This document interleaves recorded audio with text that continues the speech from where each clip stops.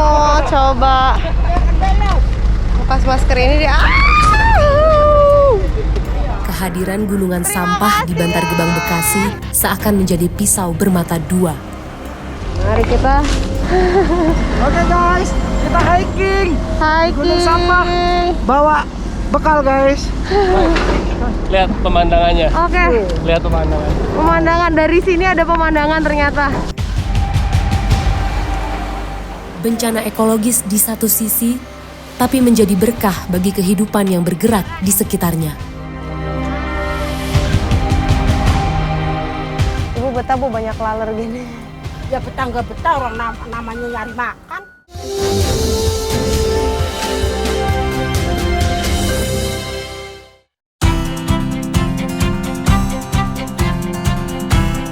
Ternyata sudah kelihatan view gunung sampah. Ini penasaran sih, pengen cium aromanya ya gimana ya, karena kita belum buka kaca dari tadi. Gimana teman-teman? Ya, gunung sampah Mas Ega. Kita coba buka kaca Mas Ega. Coba. Ya, gitu. Kita buka kaca dulu. Wow. Ya Allah. Aromanya gimana? Langsung dari sumbernya. Sedapnya. Ternyata emang seperti ini, tumpukan gunungan sampah itu aromanya. Udah ke-spill ya, ke-spill baunya. Sekarang saatnya kita coba lebih mendekat lagi. Kali ini saya dan tim Indonesiaku akan menelusur gunung anti mainstream di Bekasi. Pemandangannya tidaklah menawan, tapi sangatlah epik. Dengan tinggi mencapai 40 meter, membuat TPST Bantar Gebang setara dengan gedung 16 lantai. Ini merupakan kali pertama bagi saya, Ega dan Anggit menyambangi TPST Bantar Gebang dari jarak sedekat ini.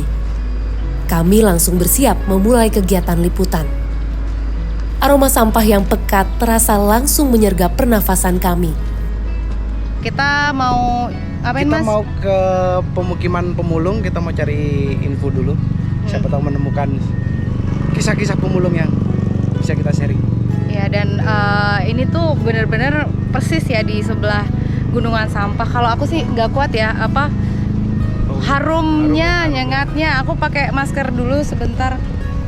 Aduh, udah siap sedia ini. Kalian nggak mau pakai masker? Nggak usah, biar adaptasi aja lah. Ih, ya jadi Kita mencoba kebal. ketahanan masing-masing sih ya. Kalau aku bener-bener belum sanggup sekarang nih kayaknya. Iya, Reh. Udah sampai di pemukiman. Halo Bu, mari. Ternyata pas udah di sini malah aromanya nggak begitu menyengat ya Mas ya. Iya, tadi pas baru turun sih emang bener-bener aroma sampahnya. Mungkin karena kita udah adaptasi ya setelah sekian menit di sini kali ya hidung kita ya. Iya. Dan gimana setelah turun menurut lo? Ini gunungan sampahnya cuma berapa meter ke pemukiman ya. Dan banyak bakar-bakar gini setiap hari, nggak nyangka juga ya Mas ternyata di sebelah gunung sampah ada kehidupan dan banyak yang tinggal di sini. Ini sih sepertinya sih nggak sehat sih kalau buat tempat tinggal ya, udaranya. Lagi dari sampahnya, dari reaksi sampahnya, terus bakar-bakar sampah plastik. Permukiman yang berhimpitan dengan tumpukan sampah ini dihuni lebih dari 2.000 warga. Seakan tidak ada masalah, mereka tetap menjalani aktivitasnya seperti biasa. Ini sampah yang disimpan oleh pemulung dan yang ada di sini hanya sebagian kecil dari keseluruhan sampah dari gunungan sampah atau pusatnya. Di sini aja udah terlihat sumpek. Jadi kalau nantinya dalam 5 tahun ke depan ketika tempat ini sudah tidak menampung lagi sampah-sampah, akan menjadi seperti apa?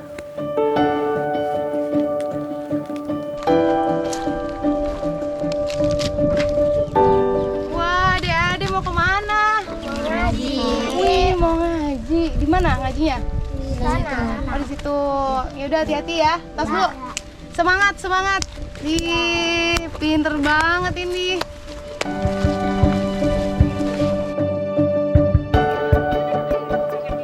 Di sudut lain kampung ini, pandangan saya tertuju kepada seorang ibu yang tengah membawa palu di tumpukan kayu. Halo Ibu, waduh lagi ngumpulin kayu ya? Bu, saya Meinia dari Indonesiaku Trans 7.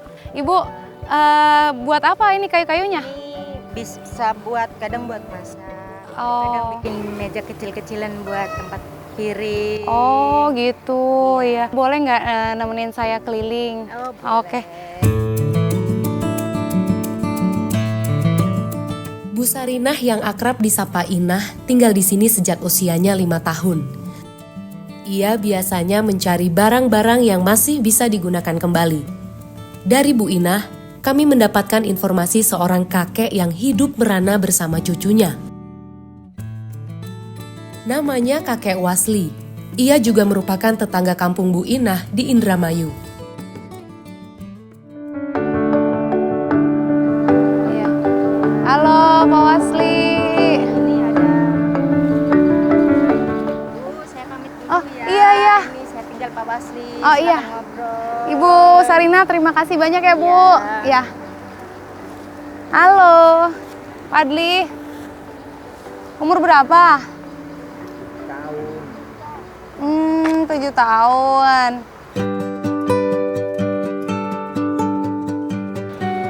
Setiap hari kakek Wasli memulung di gunung sampah Bantar Gebang. Alhasil, ia harus menitipkan Padli di rumah Bu Inah, tetangganya.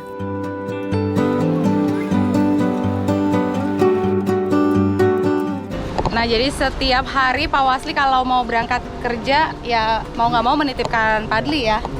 Gitu. Sekarang saya ini sama teman-teman lagi mau ke rumah tetangganya Pak Wasli. Pak Wasli ini pasti menitipkan Padli ya. Kamu mau main di rumah tetangga ya? Gitu.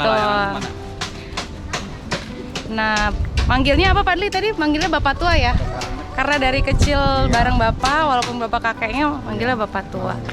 Oke, teman-teman udah sampai di rumahnya Bu Sarinah yang tadi kita ketemu. Bu Inah juga memiliki cucu yang tinggal bersamanya. Padli yang sudah sejak lama dikenalnya, tak canggung bermain bersama cucunya hingga membantu membuat meja.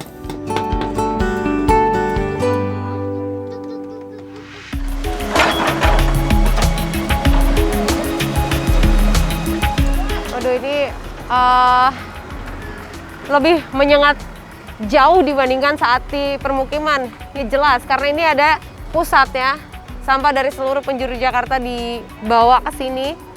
Ini gunungan sampah yang di belakang saya belum seberapa. Ini hanya sekitar 30 meter. Katanya di zona yang lain itu ada yang lebih tinggi lagi. Jadi di TPST Bantar Gebang ini terbagi dari beberapa zona. Nah, saya sama Pak Wasli ini di zona 2. Maskernya udah double loh. Tembus baunya. Terima kasih.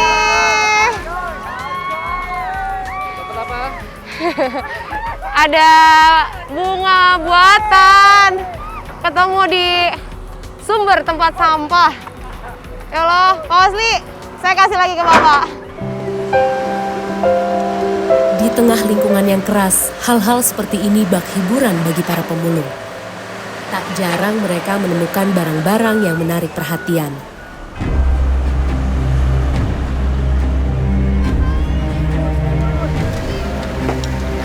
Saya mau coba lepas masker ini deh.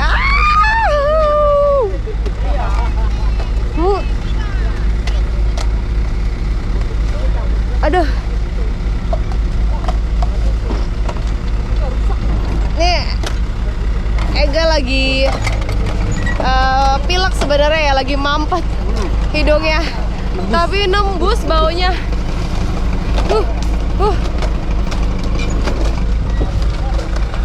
Nggak sanggup kayaknya. Nggak sanggup.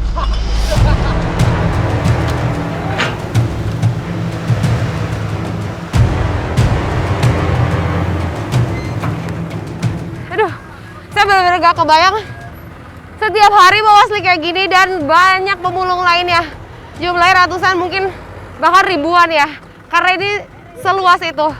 Disinilah dari sampah ini jadi sumber penghidupannya mereka. Luas TPST Bantar Gebang mencakup 132,5 hektar yang terbagi menjadi 4 zona. Walau memprihatinkan, disinilah gunungan emas bagi para pemulung. Sampah menjadi komoditas yang merupakan sumber penghidupan mereka. Pak, Bapak pernah nggak ketiban gitu misalnya?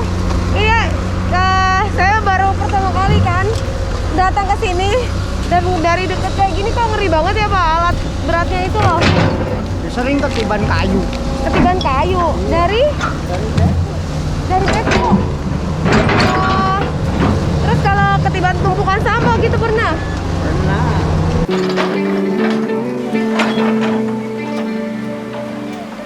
Distribusi sampah dari Jakarta berlangsung selama 24 jam. Dalam kurun waktu itulah aktivitas pemulung bergulir. Tapi aktivitas mereka jelas sangatlah beresiko. Jadi kita baru menyeberang dari area sana ke sini, pindah tempat karena kita udah nggak sanggup ya terlalu dekat sama beko. Di sini bisa juga Pak Wasli ya?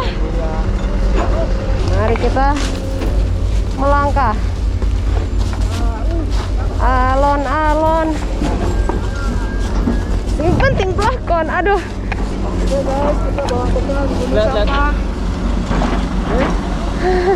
Oke guys, kita hiking. Gunung sampah.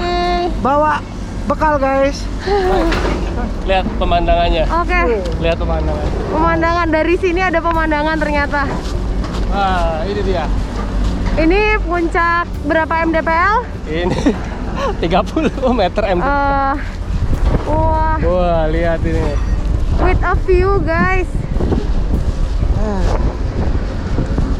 Tinggal ngopi-ngopi senja. Iya. Memulung menjadi satu-satunya cara kakek Wasli bertahan hidup. Kini, dirinya ingin mengumpulkan uang agar suatu saat Padli bisa kembali bersekolah. Ya mau kerja usaha apa lagi kalau nggak nyari sampah. Dulu mah lagi sebelumnya di sampah ya kerja lain. Nah kemarinnya habis di sononya udah nggak ada kerjaan, jadi lari ke sampah. Ya kadang-kadang kalau lagi rame, kalau lagi solot nggak ada kebanyakan berhenti ya dapat 100. Ya kalau kebanyakan berhenti kena panas mah ya kadang-kadang ya kurang lah dari 100 kan. Kita mah ya seadanya aja senemunya. Kalau kadang-kadang ya beli, kadang-kadang ya di mana aja kalau dapat, kadang-kadang di sampah dibawa. Bapak pernah makan dari sampah gitu? Ya sering.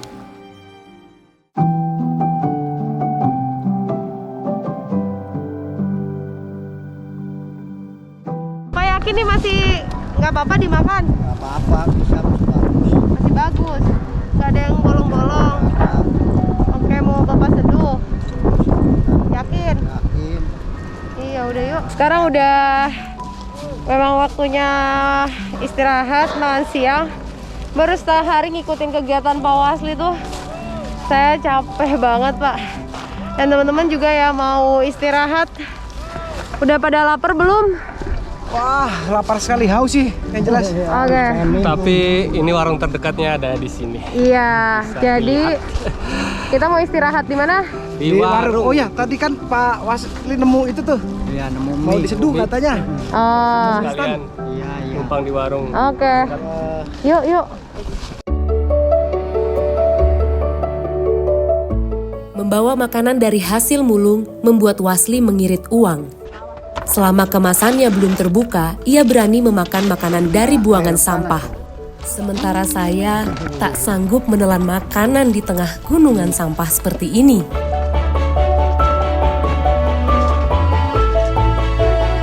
Minum es dengan pemandangan yang epic. Masa kayaknya aku air putih aja ya.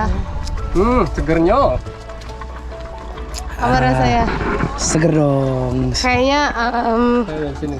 iya. Oh, dari aromanya terbayang. Segernya. Aku nggak kuat ya sama harumnya nyengat, jadi kayaknya aku air putih aja, air mineral aja. Jadi saya duduk di sini sama Bapak. Coba rasanya masih enak emang Pak? Enak. Masih enak.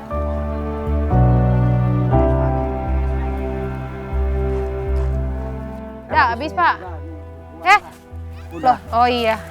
Jadi Bapak barusan definisi buang sampah pada tempatnya ya. Enak banget, habis makan langsung lempar gitu aja ya. Karena memang di sini tempatnya. Melihat Pak Wasli menyeduh mie instan, Ega dan Anggit pun tergugah karena sudah merasa lapar. Mereka pun memesan mie instan kepada ibu pemilik warung. Selamat makan. Oke, suasana istirahatnya teman-teman seperti ini. Kok beneran lapar nih kayaknya. Triknya biar aromanya masuk dulu. Oh iya, triknya adalah dideketin tuh ya. Deketin ke hidung. Walaupun masih terasa sedap apa nih, harum yang harum sebelahnya Mas Anggit, sampah, atau Harumnya mienya? sampah kalah sama teriakan perut.